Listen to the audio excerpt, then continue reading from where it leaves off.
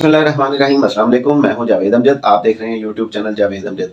दुआ ज़ारा की बाज़याबी के बाद दुआ ज़ारा की वालदा का पहला इंटरव्यू, उम्मीद है हम सबसे पहले जो है हैं जो आपको दुआ ज़ारा की बाज़याबी के बाद उसकी वालदा का इंटरव्यू दिखा रहे हैं। आप देखें और सुने दुआ ज़ारा की वालदा जो है अपनी खुशी का किस तरह इज़हार कर रही है और वो क्या मज़ीद करने जा रहे हैं। आप खुद देखें और इंटरव्यू को मुलाहिज़ा करें।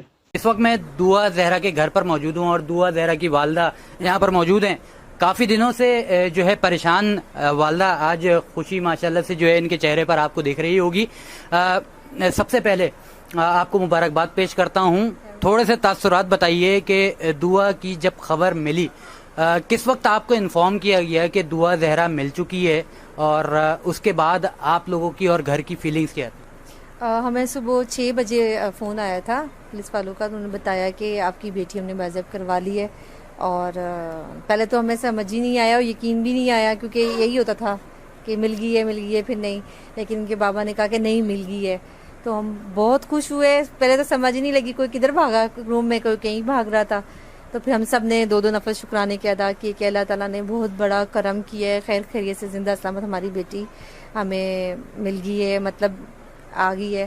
तो आज फीलिंग ये है कि ऐसा लग रहा है जैसे ईद का दिन है। तो ये फीलिंग है हमारी। अच्छा, दुआ तकरीबन 51 दिन आपसे दूर रही है। सुबह के 6 बजे उस वक्त आप जाग रही थी, इंतज़ार कर रही थी, या आपकी उम्मीद थी उस वक्त के जो है कोई ना कोई खबर आ सकती है?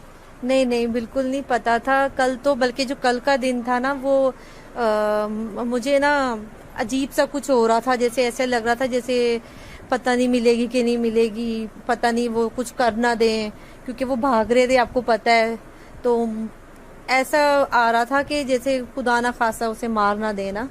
तो वो सोच कर ना मैं बहुत परेशान हो रही थी और बिल्कुल मेरा खाना वाना भी नहीं खाया।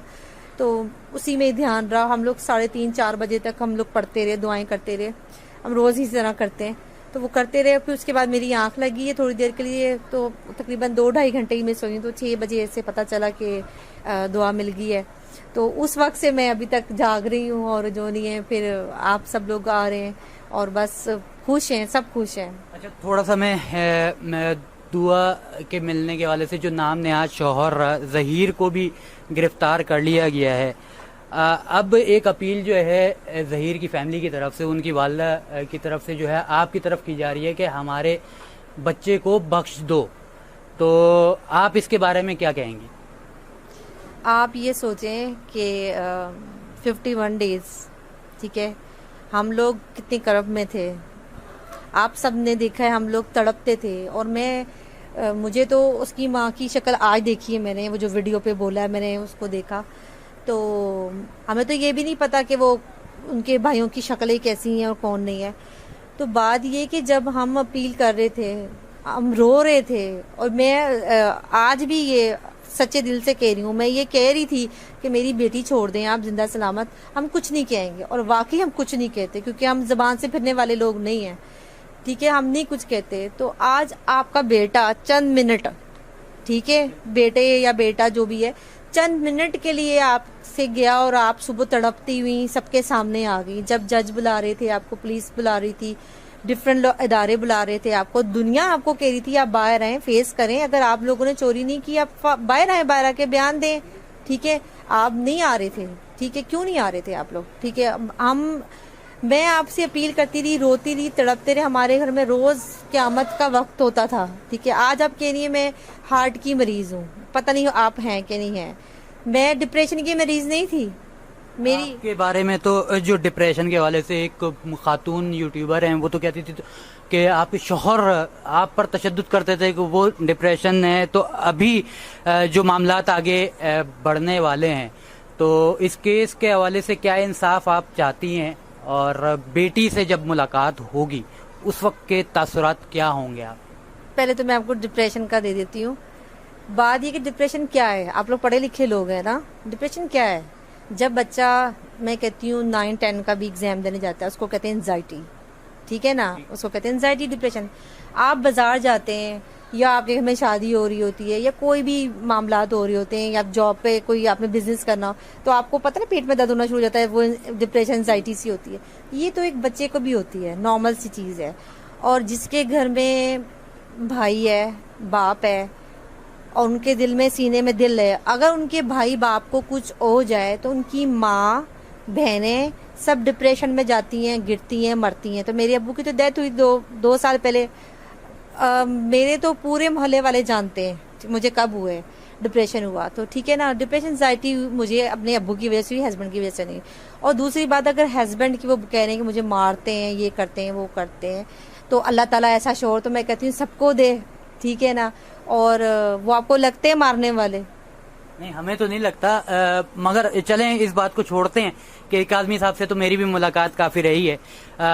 अभी जो है क्या बताया गया है कि दुआ ज़हरा कब मिलेगी, कब कराची आएगी और कब आपकी वालिदैन की जो है मुलाकात हो सकती है? ये तो मुझे नहीं पता कि वो, मतलब इतना पता है कि वो आज शायद रात तक पहुंच जाए या सुबह तक पहुंच जाए। तो मुलाकात कब होगी ये तो नहीं पता मुझे। वो तो जब बुलाएंगे हम भागते हुए चले जाएंगे, क्योंकि मैं अपनी बेटी को देखने के लिए, उसको अपने सीने से लगाने के लिए, चूमने के लिए, उसकी आवाज़ सुनने के लिए मैं बहुत ज़्यादा बेताब हूँ। और उसकी आपने सुबह देखी होगी तो वीडियो देखी होगी आपने, तो उसकी आपने शक्ल देखी होगी कितनी वो वीक होगी, कितने कितने हल्के हैं उसके।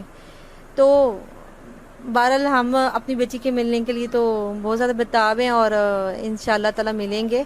और अब हम उसको जितना हम प्यार करते हैं, बताने की जरूरत नहीं होती माँ बाप कितना प्यार करते हैं, हम उससे ज़्यादा प्यार करेंगे। घर कब शिफ्ट हो रहे हैं और दुआ ज़हरा के लिए क्या तैयारियां हैं, किस तरीके से सेलिब्रेट करेंगे? वो तो अभी बहुत सारा प्लान करेंगे, क्योंकि उसकी बर्थडे भी उधर ही है, हम बर्थडे नहीं मना सके उसकी।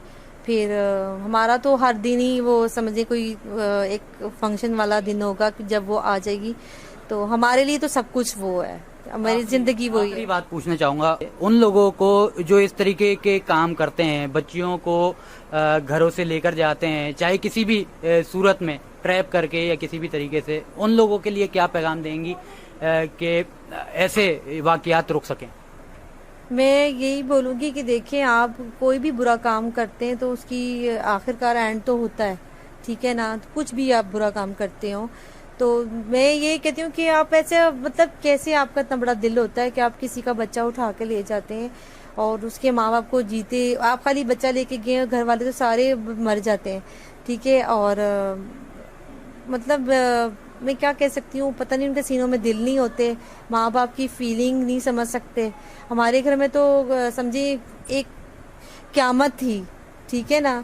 तो खुशी हमारी आ चुकी है और जब हमारे घर आएगी तो इंशाल्लाह हम शिफ्ट हो जाएंगे अपने घर में। वो जो छोटी वाली बच्चियां हैं उनके बारे में बताएं, जब दुआ की खबर उनको मिली, उनको बताई गई, तो उनकी तरफ से क्या रिएक्शन था? आज मेरी जो छोटी 2 साल की बेटी है वो क्या कहते हैं, आज अल्लाह अल्लाह अल्लाह अल्लाह कर रही है और वो जैसे नमाज पढ़ते हैं तो ऐसे खड़े होके वो नमाज की तरह कर रही है। तो वो उसको नज़र आ रहा है कि बच्चे को अल्लाह ताला बता देते हैं, पहले ही फरिश्ते बता देते हैं ये चीज़ें।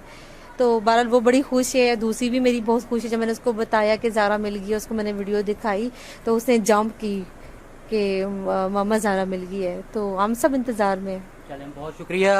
दुआ ज़हरा की वालदा भी बहुत खुश हैं, इनके बच्चे भी बहुत खुश हैं और मेहदी साहब इस वक्त मौजूद नहीं है, मगर उम्मीद करता हूं कि वो भी खुश होंगे।